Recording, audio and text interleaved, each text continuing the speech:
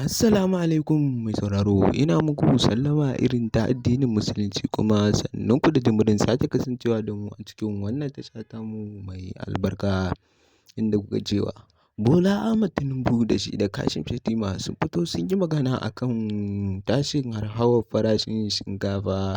Mai sauraro, in dai wannan ne farkon ziyartar ka cikin wannan tasha tamu, ka daure ka danna mana subscribing kana ka danna mana alamar ƙararrawa domin samun fitattun labaranmu da zarar mun ɗora.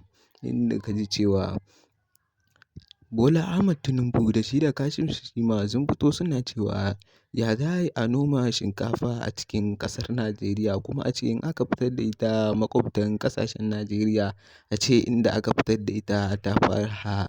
Me ye amfanin kamfanonuwan da Najeriya suke da su? Ga su da yawan kamfanonuwa a Najeriya, ga kamfanin shinkafa ba ɗaya ba, ba biyu ba.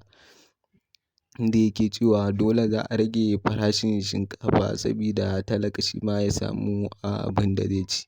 Kuma har yanzu maganar Bola Ahmad Tinubu tana nan ta tintintin akan zai buɗe boda sabida bai ga amfanin barin boda a rufe ba kuma ana noma kayan abincin sai ƙara tsada suke yi.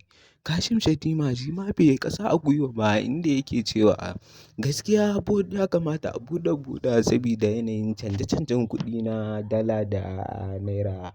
Ba don komai ne ya sa hakan ba sabida yanayin tsadar fetur. Ga gas shi ma yana ƙara tashi. Mai sauraro, ka biyo mu a cikin wannan tasha tamu mai albarka domin samun cikakkun labaranmu da zarar mun ɗora.